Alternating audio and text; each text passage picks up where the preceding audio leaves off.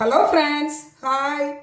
இன்னைக்கு நம்ம சேனலில் பிரியாணி மசாலா எப்படி செய்கிறதுன்னு பார்க்கலாம். பிரியாணி மசாலா செய்கிறதுக்கு ஏலக்காயை சின்ன ஜாரில் மாற்றிக்கலாம். கொஞ்சமாக ஜீனி சேர்த்து ஏலக்காயில் அரைச்சிட்டு வந்துடலாம். கொஞ்சமாக ஜீனி சேர்க்கறதுனால ஏலக்காய் நல்லா அரைப்பட்டுரும். ஏலக்காயை அரைச்சிட்டு வந்தாச்சு. இது ஒரு ஓரமாக இருக்கட்டும். பட்டை இந்த மாதிரி பட்டையாக பார்த்து வாங்கிக்கிடணும். இதை நல்லா நம்ம பொடியாக கிள்ளிக்கலாம். இந்த மாதிரி கிள்ளி வச்சுக்கிட்டோன்னா வேகமாக மிக்சி ஜாரில் அரைப்பட்டுரும். எல்லாத்தையும் இதே மாதிரி கிள்ளிக்கலாம்.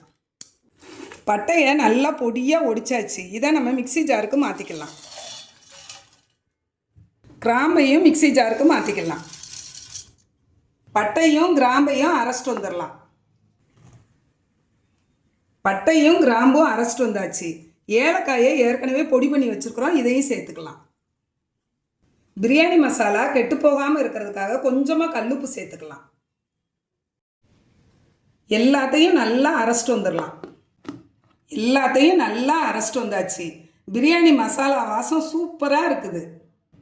இந்த மாதிரி பிரியாணி மசாலா வீட்டிலே செஞ்சு வச்சுக்கிட்டிங்கன்னா வெஜ்ஜு நான்வெஜ் பிரியாணி எல்லாத்துக்குமே போட்டு செஞ்சால் ரொம்ப டேஸ்ட்டாக இருக்கும். எல்லாரும் விரும்பி சாப்பிடுவாங்க. Homemade biryani masala ready. Thank you friends.